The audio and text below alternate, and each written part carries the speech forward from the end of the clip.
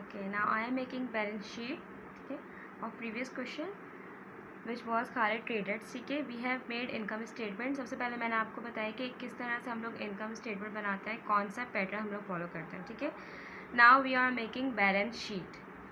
Balance sheet का मैंने एक छोटा सा पैटर्न बनाया है. आप सब देख सकते हैं कि हमारे बैलेंस शीट में बीच में एक मिड आपको लाइन ड्रॉ करनी होती है. ठीक है, 2 कॉलम्स होता है बैलेंस शीट में, मेन है. ठीक है, सबसे पहले फर्स्ट वीडियो में मैंने आपके साथ शेयर की थी अकाउंटिंग इक्वेशन. अकाउंटिंग इक्वेशन पूरी आपकी बेस होती है बैलेंस शीट पे. बेसिकली आप बैलेंस शीट जो बना रहे होते हैं वो पूरे आप अकाउंटिंग इक्वेशन को बैलेंस कर रहे होते हैं. ठीक है, अकाउंटिंग इक्वेशन को बैलेंस करेंगे हम बैलेंस शीट में. सबसे पहले मैं बैलेंस शीट का पैटर्न बता दूँ कि सेम पैटर्न फॉलो होता है कंपनी के नेम के लिए और हेडिंग के लिए. खालिद कंपनी, ब्लैक मार्केट से आप कंपनी का नेम मेंशन करेंगे टॉप पे, खालिद ट्रेडर्स. ठीक है, और टॉपिक इज बैलेंस शीट. अच्छा, इनकम स्टेटमेंट में हम लोग डेट मेंशन कर रहे थे for the period ended, but balance sheet का पैटर्न है एस ऑन दिसंबर. मंथ के लिए आप शॉर्ट फॉर्म यूज़ कर सकते हैं. ठीक है, DECJAN, you can use any short form, but date आपको इसी पैटर्न पे फॉलो करनी, इसी पैटर्न पे आपको डेट मेंशन करनी. ठीक है, this is the pattern of balance sheet.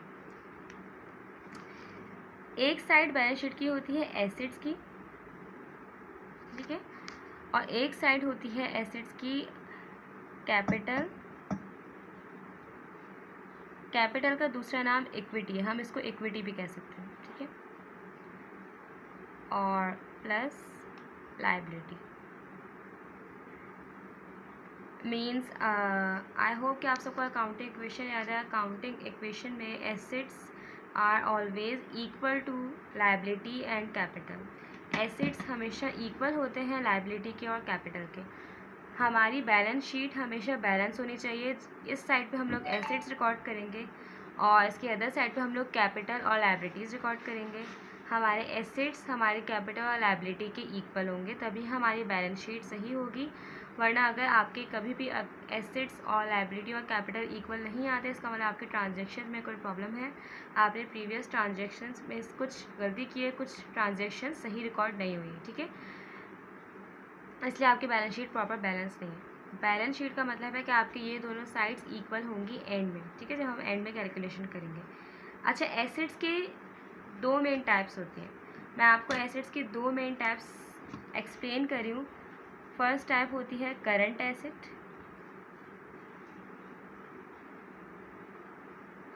Assets के कॉलम के अंदर ही हम लोग 2 टाइप्स में एसेट्स को डिफाइन करेंगे. First type is current assets and second type is non current asset and fix asset. कुछ भी कह सकते हैं आप करंट एसेट भी कंसिडर कर सकते हो और नॉन करंट भी. मैंने सबसे स्टार्टिंग वीडियो में आपसे को बताया था किस तरह से हम करंट एसेट को कंसिडर करते हैं और नॉन करंट एसेट को हम किस तरह से कंसिडर करते हैं.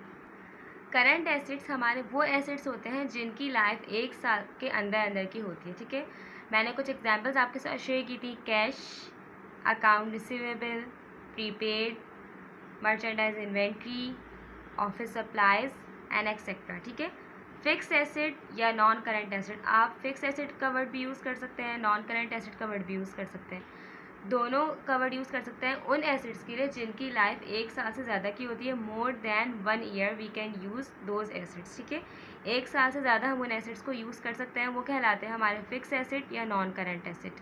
और करंट एसेट जिनको हम सबसे पहले मेंशन करेंगे वो हमारे कहलाते हैं 1 साल के अंदर ही यूज़ होते हैं. 1 साल के अंदर ही मैं उनको एसेट को जो है परचेज़ करती हूँ, बेच देती हूँ, या मेरे पास आते हैं और मेरे पास से चले जाता है. ये 1 साल के अंदर की बात होती है. ठीक है, सबसे पहले जो हमारे करंट एसेट है, सबसे मेन जो मेरा एसेट है वो जाता है कैश. मैंने आप लोग के साथ एक्सप्लेन किया था कि कैश मेरा एसेट है. ठीक है, जब भी मैं कोई चीज़ बेच रही होती हूँ उसके बदले में अगर मेरे पास पैसा आ रहा है तो वो मेरा अपना पैसा है, तो इसलिए मैं उसको कंसिडर करूँगी एसेट. कैश की अमाउंट ट्रायल बैलेंस से मेंशन है 10,000. ठीक है, डेबिट साइड पे 10,000 मैं यहाँ पे मेंशन कर रही हूँ. कैश करंट एसेट के कॉलम में. सेकंड मेरा करंट एसेट कहलाता है अकाउंट रिसीवेबल. अकाउंट रिसीवेबल की वैल्यू, अकाउंट रिसीवेबल की इंट्रो मैंने आपको पहले भी दिया था। अकाउंट रिसीवेबल एक ऐसी अमाउंट होती है जो हम किसी चीज़ को बेच देते हैं लेकिन हम अपने कस्टमर से ऑन स्पॉट रिसीव नहीं करते। हमारा कस्टमर वो अमाउंट बाद में रिसीव देगा, ठीक है, बाद में पे करेगा। लेकिन अकाउंट रिसीवेबल का मतलब ये है कि वो अमाउंट मुझे फ्यूचर में जब भी रिसीव होगी मेरी अपनी ही होगी, मेरा अपना ही कैश होगा। अगर आप कोई चीज़ बेचते हो उसके बदले में अगर आप अकाउंट रिसीवेबल का अकाउंट क्रिएट करते हो कि अकाउंट रिसीवेबल डेबिट हो रहा है, तो इसका मतलब ये है कि इससे मुझे पैसे अभी मिले नहीं हैं लेकिन इससे मुझे पैसे फ्यूचर में लेने हैं, ये मुझे फ्यूचर में पेमेंट कर देगा। तो जो भी पेमेंट वो आपको करेगा वो आपका अपना ही पैसा होगा, इसलिए वो अकाउंट रिसीवेबल कंसिडर होता है और अकाउंट रिसीवेबल मेरा एसेट होता है।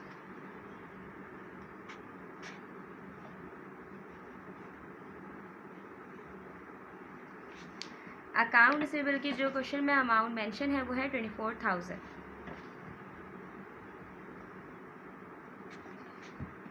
अच्छा, मैं बहुत मेन पॉइंट आपके साथ शेयर कर रही हूँ कि अकाउंट रिसीवेबल से हम एक चीज़ लेस करते हैं, एक हेड लेस होता है, वो हेड कहलाता है अलाउंस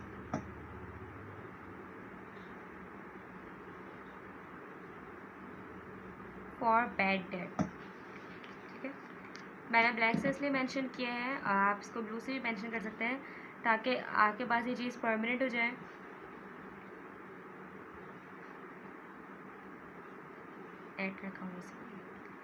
जैसे कि मैंने आपको बताया कि अकाउंट रिसीवेबल एक ऐसी अमाउंट होती है जो मुझे अपने कस्टमर से रिसीव करनी होती है, लेकिन कभी कभी ऐसा होता है कि मेरा कस्टमर कुछ अमाउंट पे नहीं कर पाता। ठीक है, मेरा कस्टमर मुझसे रिक्वेस्ट करता है, किसी प्रॉब्लम के थ्रू वो मेरी पेमेंट नहीं कर पा रहा, तो जितनी भी अमाउंट होती है जो पे नहीं कर पा रहा होता उसको मैं बैड डेट एक्सपेंस में डाल देती हूँ। ठीक है, वो भी मेरा एक एक्सपेंस होता है जो कि मैंने इनकम स्टेटमेंट में आपके साथ मेंशन किया। इनकम स्टेटमेंट में मैंने मेंशन किया कि बैड डेट एक्सपेंस में मैंने वो अमाउंट डाली है जो मेरा अकाउंट रिसीवेबल जिससे मुझे पैसे लेने थे वो कस्टमर नहीं पे कर पा रहा। फ्यूचर में हो सकता है वो मुझे पेमेंट कर दे, लेकिन राइट नाउ उसके कुछ प्रॉब्लम्स हैं, कुछ इश्यूज़ हैं अकाउंट में, जो भी हो सकता है उसका बैंक अकाउंट में कुछ इश्यू है या पेमेंट का कुछ मसला हो कि वो मुझे पेमेंट नहीं कर पा रहा होता, तो उतनी अमाउंट जितनी वो मुझे पेमेंट नहीं कर पा रहा होता उतना मैं डाल देती हूँ बैड डेट एक्सपेंस में। ठीक है, तो जो अमाउंट मैंने बैड डेट एक्सपेंस में डाल दी वो मेरा एसेट कंसिडर नहीं होगी, वो मेरा अलाउंस में चला जाएगा। ठीक है, एक तरह से वो मेरे एक्सपेंस में चला जाएगा। जब फ्यूचर में मुझे रिसीव हो जाएगी वो अमाउंट तो मैं उसको कैश कंसिडर कर सकती हूँ। तो अलाउंस फॉर बैड डेट मेरे पास क्वेश्चन में गिवन है सबसे लास्ट में 2400। अलाउंस फॉर बैड डेट मैं हमेशा अकाउंट रिसीवेबल में से लेस करूँगी,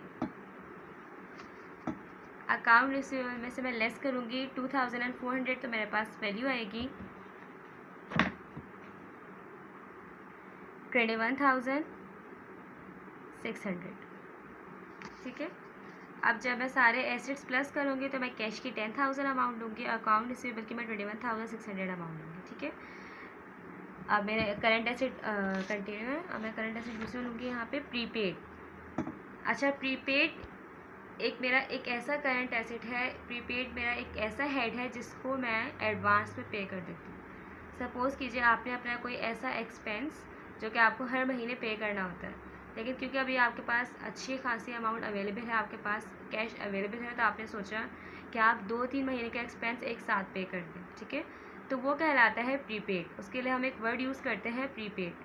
तो प्रीपेड मीन्स एडवांस पेमेंट। जब भी मैं प्रीपेड का वर्ड यूज़ करूँगी इसका मतलब मैं एडवांस पेमेंट की बात करूँ।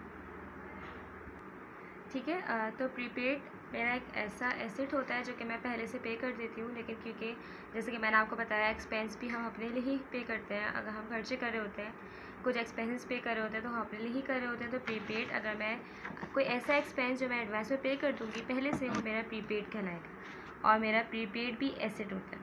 ठीक है, करंट एसेट। ठीक है, अगर हम कोई अमाउंट पे करते हैं एडवांस में तो उसकी ड्यूरेशन ज़्यादा नहीं होती, मैक्सिमम 4 मंथ्स, मैक्सिमम 6 मंथ्स, मोर देन 1 ईयर्स की ड्यूरेशन नहीं होती, इसलिए वो भी मेरा करंट एसेट ही कंप्यूट होगा। प्रीपेड इंश्योरेंस, और प्रीपेड इंश्योरेंस के अमाउंट मेरे पास क्वेश्चन में जो गिवन है वो है 3000।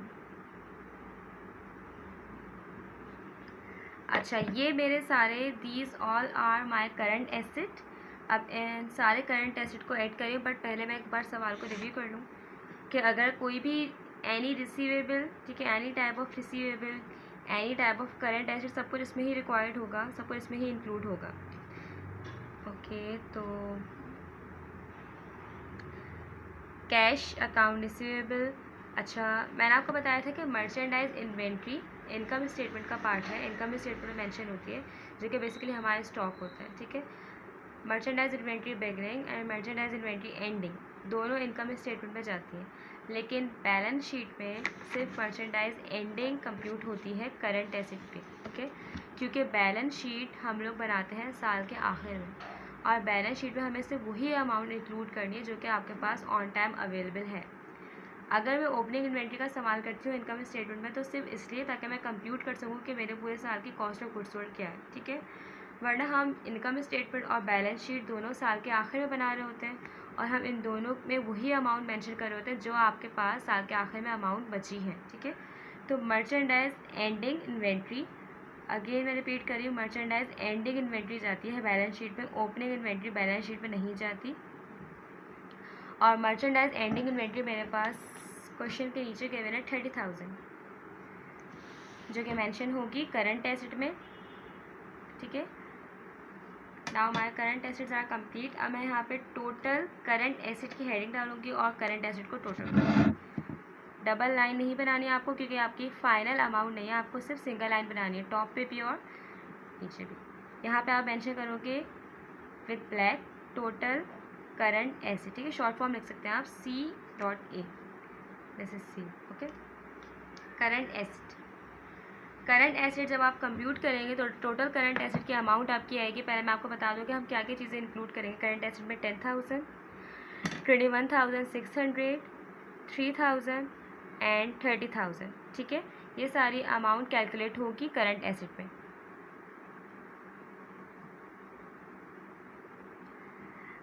अब मैं अमाउंट प्लस कर रही हूँ, तो मैं आपको बताऊँगी कि मेरे टोटल एसेट कितने हो रहे हैं। टोटल एसेट्स मेरे आ रहे हैं 67,000। 67,000 हमने अपने टोटल एसेट्स कंप्यूट किए। ठीक है, यू ऑल कैन सी, आप सबको नज़र आ रहा है कि टोटल एसेट्स जो मेरे हैं 60,000 मेरे करंट एसेट है। अब जैसे कि हमने करंट एसेट कंप्यूट कर लिया, अब मैंने आपको बताया कि दो कॉलम होते हैं एसेट्स में। Second one is fix asset, आप फिक्स एसेट भी मेंशन कर सकते हैं और आप नॉन करंट एसेट भी मेंशन कर सकते हैं। फिक्स एसेट्स, और मैं स्लैश डाल के यहाँ पे मेंशन कर देती हूँ नॉन करंट एसेट्स, जिनकी लाइफ 1 साल से ज़्यादा की होती है। ठीक है, और फिक्स एसेट ज़रूरी नहीं है कि बहुत सारे एक साथ गिवन हो, कभी कभी 1 गिवन होता है, कभी 2 गिवन होता है, मैक्सिमम 3 भी गिवन होता है कभी कभी 7, और कभी कभी अगर सिर्फ 1 गिवन होता है आपको सिर्फ 1 ही मेंशन करना है। जितने फिक्स एसेट गिवन है आपको उतने ही फिक्स एसेट मेंशन करने होंगे, और अगर उनका अलाउंस गिवन है तो अलाउंस भी हमेशा फिक्स एसेट की अमाउंट में से लेस होगा। फिक्स एसेट के एग्जांपल्स मैं आपके साथ ऑलरेडी शेयर कर चुकी हूँ, कौन कौन से फिक्स एसेट कंप्यूट होते हैं। तो यहाँ पे मुझे फिक्स एसेट नज़र आ रहा है ऑफिस इक्विपमेंट। ऑफिस इक्विपमेंट एक ऐसा एसेट है जिसको मैं मोर देन 1 ईयर इस्तेमाल कर सकती हूँ। ठीक है, जो भी आपके कंप्यूटर, लैपटॉप, जितने भी आपका इक्विपमेंट से रिलेटेड आइटम होता है वो उसको आप मोर देन 1 ईयर मतलब 1 साल से ज़्यादा इस्तेमाल कर सकते हैं, तो वो मेरे फिक्स एसेट कहलाते हैं। ठीक है, और यहाँ पर सबसे पहले मैं अमाउंट लिखूँगी ऑफिस इक्विपमेंट, जो कि उसकी टोटल अमाउंट होगी।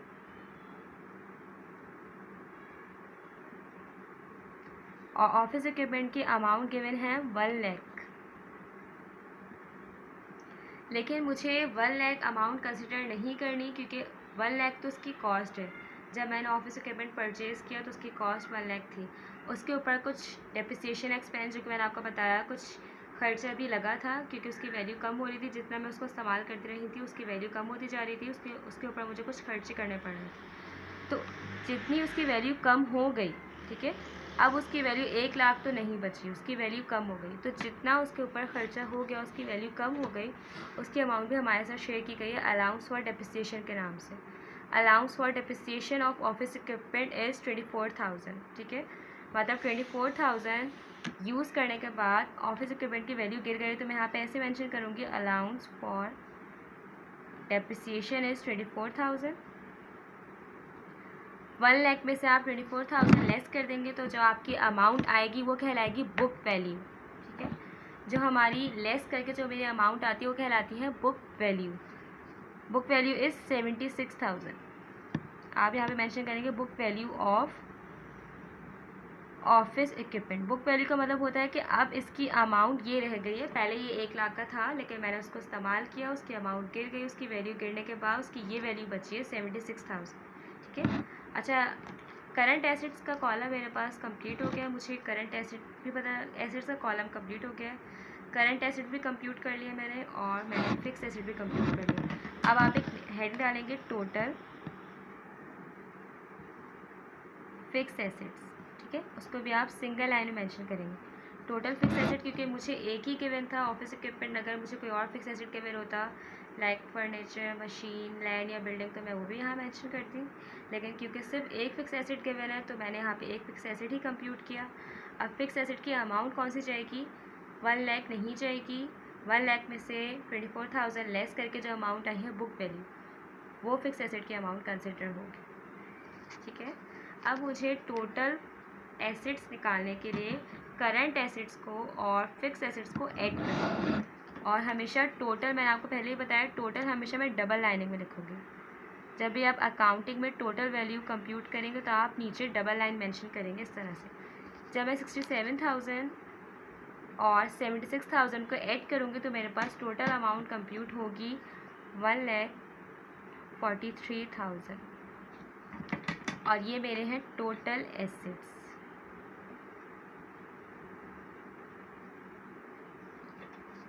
मीन्स टोटल एसेट्स आपने जो कंप्यूट किए वो आपके आ रहे हैं 1,43,000 पूरे साल के, जो आपके करंट एसेट्स हैं और फिक्स एसेट मिला के जो आपकी टोटल वैल्यू आ रही है एसेट्स की वो है 1,43,000। अब आपको कंप्यूट करना है कैपिटल एंड लायबिलिटी। ठीक है, आपकी कैपिटल और लायबिलिटी की वैल्यू भी 143,000 ही आनी चाहिए, तभी आपकी अकाउंटिंग इक्वेशन बैलेंस होगी। अब सबसे पहले यहाँ पे आपको नज़र आ रहा है कैपिटल और इक्विटी दोनों वर्ड यूज़ कर सकते हैं हम। तो सबसे पहले हम कैपिटल इक्विटी भी मेंशन कर सकते हो और लायबिलिटीज़ भी। आप सबसे पहले कैपिटल की वैल्यू भी यहाँ मेंशन कर सकते हो और लायबिलिटीज़ को भी मेंशन कर सकते हो, इससे सवाल में कोई भी मिस्टेक नहीं होगी। या आपके ऊपर है कि आप सबसे पहले क्या कंप्यूट करो, कैपिटल या लायबिलिटी। सबसे पहले मैं आपके साथ यहाँ पे लायबिलिटी कंप्यूट करी हूँ, तो आप लोग यहाँ पे लायबिलिटी की हेडिंग डालेंगे विद ब्लैक पॉइंटर। अच्छा, लायबिलिटीज़ की भी हेड्स मैंने आपके साथ शेयर किए थे, एनी टाइप ऑफ पेबल, क्योंकि पेबल एक ऐसी अमाउंट होती है जो कि हमें फ्यूचर में पे करनी होती है, और कोई भी ऐसी अमाउंट जो मैं फ्यूचर में पे करूँगी या मैंने अभी पे नहीं की, मैंने बोला है कि मैं आपको फ्यूचर में पे कर दूँगी, इसका मतलब वो मेरा उधार है। ठीक है। और बहुत सारे टाइप्स की लायबिलिटी होती है, बैंक लोन, अनअर्न, जो कि मैंने अभी तक काम नहीं किया लेकिन मुझे इनकम मिल गई, वो भी मेरी लायबिलिटी कंसिडर होती है। ठीक है। अब मैं देखती हूँ मुझे क्वेश्चन में कौन कौन सी लायबिलिटीज़ गिवन है। फर्स्ट लायबिलिटी जो मुझे शो हो रही है वो है मेरी अकाउंट पेबल। ठीक है, अकाउंट पेबल मैंने आपके साथ शेयर की थी। अकाउंट पेबल एक ऐसी अमाउंट है जो कि मुझे पेमेंट रिसीव नहीं होती ऑन टाइम, मैं परचेज़ कर लेती हूँ लेकिन मैं ऑन टाइम उनको पेमेंट नहीं करती, मैं कहती हूँ मैं आपको बाद में पे कर दूँगी। ठीक है, तो अकाउंट पेबल मेरी सबसे फर्स्ट लायबिलिटी है जो मैं मेंशन करूँगी लायबिलिटीज़ के कॉलम में। Account payable liability is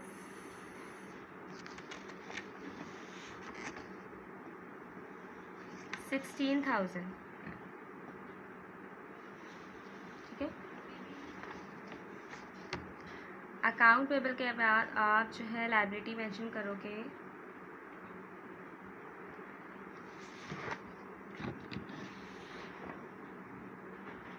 expense payable. ठीक है, आपके साथ एक और लायबिलिटी शेयर की गई है सवाल में कि you can see expense payable, जो कि आपका एक्सपेंस हो। कौन सा एक्सपेंस आपका पेबल है, सैलरीज एक्सपेंस आपका पेबल है। ठीक है, सैलरीज पेबल मतलब कुछ सैलरीज आपने पे नहीं की, वो आपने कहा कि आप फ्यूचर में पे कर देंगे, तो वो भी आपका उधार है। ठीक है, क्योंकि हमेशा हमें अपना एक्सपेंस ऑन टाइम पे करना होता है। अगर हमारा एक्सपेंस पेंडिंग में चला जाता है, सपोज़ कीजिए सैलरीज, मुझे इस मंथ की सैलरीज पे करनी है अपने स्टाफ को, लेकिन मैंने इस मंथ की सैलरीज पे नहीं की, ठीक है, तो वो मेरा उधार कंसिडर होगा। तो यहाँ पे मैंने मेंशन किया है सैलरीज पेबल, और सैलरीज पेबल की अमाउंट है 4,000। ठीक है, अब मुझे क्वेश्चन में कोई और लायबिलिटी नहीं नज़र आ रही है, मैं आपको दिखा देती हूँ कि यहाँ पे कोई और लायबिलिटी नहीं है किसी टाइप का पेबल या अनअर्न, ठीक है, या लोन मुझे यहाँ पे शो नहीं हो रहा अपने क्वेश्चन में। इट मीन्स मेरी लायबिलिटीज़ यही है, मुझे इनको टोटल करना है, ठीक है। अब आप हेडिंग डालोगे टोटल लायबिलिटीज़, क्योंकि टोटल लायबिलिटीज़ के बाद आपको कंप्यूट करना है capital. Total liabilities, total liabilities की अमाउंट है आपकी 20,000। बट क्योंकि आपको इस कॉलम में सिर्फ लायबिलिटी कंप्यूट नहीं करनी है, कॉलम आपका कैपिटल का भी है, कैपिटल की अमाउंट भी आपको यहाँ पे मेंशन करनी है। कैपिटल की कंप्यूटेशन किस तरह से होगी मैं आपके साथ शेयर कर रही हूँ। टोटल कैपिटल में हम सबसे पहले कैपिटल की अमाउंट कंप्यूट करेंगे। कैपिटल की अमाउंट ट्रायल बैलेंस में गिवन है आपके साथ। कैपिटल की अमाउंट है 1,46,000, ठीक है।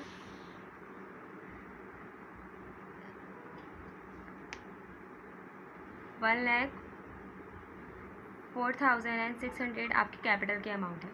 अच्छा, टोटल इक्विटी की कंप्यूटेशन इस तरह से होती है कि कैपिटल की अमाउंट में अगर ड्राइंग का वर्ड मैंने आपको बताया था, ड्राइंग एक ऐसी अमाउंट है जो कि ओनर विड्रॉ करता है अपने प्राइवेट यूज़ के लिए, अपने पर्सनल यूज़ के लिए, तो वो हमारे अकाउंटिंग में कैपिटल का हिस्सा नहीं होती, क्योंकि वो ओनर अपने प्राइवेट यूज़ के लिए विड्रॉ करता है, ठीक है। तो अगर ड्राइंग गिवन होगी तो वो आपको कैपिटल में से लेस करनी है, क्योंकि वो फॉर बिजनेस पर्पज़ के लिए नहीं होती, वो ओनर अपने प्राइवेट यूज़ के लिए विड्रॉ करता है। तो ड्राइंग गिवन है, ठीक है। जब आप कैपिटल में से ड्राइंग की अमाउंट लेस करेंगे तो आपके पास कैपिटल कंप्यूट होगा। टोटल कैपिटल जो आपकी अमाउंट होगी वो 92,600 होगी, ठीक है। हमेशा याद रखिएगा कि इक्विटी में आपकी इनकम स्टेटमेंट की वैल्यू जाती है, क्योंकि जो नेट इनकम होती है, अब चाहे वो नेट प्रॉफिट हो या नेट लॉस हो, वो ओनर की होती है, ठीक है। जो मैंने नेट इनकम आपके साथ कंप्यूट की प्रीवियस वीडियो में, आपके साथ नेट इनकम मैंने कंप्यूट की 30,400, ठीक है, जो कि हम नेट प्रॉफिट था। अगर नेट प्रॉफिट होगा तो वो कैपिटल में ऐड होगा, अगर नेट लॉस होगा तो वो कैपिटल में से लेस होगा, क्योंकि अगर नेट प्रॉफिट होगा तो वो ओनर की इनकम में शामिल होगा, ओनर के कैपिटल में शामिल होगा, ठीक है, कि वो आगे जाके जब इन्वेस्टमेंट कर सके तो उसका प्रॉफिट उसमें शामिल हो। लेकिन अगर नेट लॉस होगा तो वो ओनर को अपने कैपिटल में से लेस करना पड़ेगा, ठीक है। तो क्योंकि हमें नेट प्रॉफिट हुआ था 30,400 का, तो हम वो अपने टोटल कैपिटल में ऐड करेंगे ताकि हमारी टोटल ओनर इक्विटी कंप्यूट हो, ठीक है। जब हम ऐड करेंगे टोटल, तो हमारी टोटल ओनर्स इक्विटी कंप्यूट होगी 1,23,000, ठीक है। टोटल इक्विटी भी आप मेंशन कर सकते हैं, टोटल कैपिटल भी आप मेंशन कर सकते हैं। अब क्योंकि मुझे टोटल लायबिलिटीज़ और टोटल इक्विटी कंप्यूट हो गई है, तो मैं टोटल लायबिलिटीज़ और इक्विटी को जब मैं ऐड करूँगी तो मुझे इस कॉलम की टोटल अमाउंट पता चल जाएगी, जो कि है टोटल लायबिलिटीज़ एंड कैपिटल। और टोटल अमाउंट का हमेशा हम नीचे अंडरलाइन डबल लाइन में मेंशन करेंगे, ठीक है। अब मैं टोटल कैपिटल, टोटल लायबिलिटी की अमाउंट आपके साथ शेयर कर रही हूँ 20,000, और टोटल कैपिटल की अमाउंट 1,23,000, ठीक है। जब 1,23,000 को मैं 20,000 में ऐड करूँगी तो मेरी टोटल लायबिलिटी आ जाएगी 1,43,000, ठीक है। आपको नज़र आ रहा है कि मेरी अकाउंटिंग इक्वेशन बैलेंस है, मेरे एसेट्स, मेरी लायबिलिटी और कैपिटल के इक्वल है, इसका मतलब आपकी बैलेंस शीट बैलेंस है, ठीक है। मैं फिर बताऊँ कि आपको कैपिटल इक्विटी किस तरह से कंप्यूट करनी है। कैपिटल में से आपको ड्राइंग लेस करनी है, क्योंकि वो आपने बिजनेस पर्पज़ के लिए नहीं विड्रॉ किया, आपने अपने प्राइवेट यूज़ के लिए विड्रॉ किया था। जब आप कैपिटल में से ड्राइंग लेस करोगे, और ज़रूरी नहीं है कि ड्राइंग आपके क्वेश्चन में गिवन हो, अगर गिवन होगी तो आपको कैपिटल में से लेस करनी है, वरना यही आपका टोटल कैपिटल कंप्यूट होगा। कैपिटल में हमेशा नेट इनकम जो कि आप पहले ही कंप्यूट करते हैं वो ऐड होती है। अगर नेट प्रॉफिट हो रहा है आपको तो वो आपके कैपिटल में ऐड होगी, और अगर आपको नेट लॉस हुआ है तो आपके कैपिटल में से लेस होगी। जब आपका टोटल ओनर्स इक्विटी आ जाएगी, मीन्स टोटल कैपिटल आपका कंप्यूट हो जाएगा, तो आप वो टोटल लायबिलिटी में ऐड कर देंगे, तो आपका इस सेक्शन का, इस साइड का आपका टोटल कंप्यूट हो जाएगा, ठीक है। So today we have make income statement and balance sheet. मैं आपके साथ इसके क्वेश्चन और इसका सोल्यूशन शेयर कर दूँगी। अल्लाह हाफिज़, थैंक यू।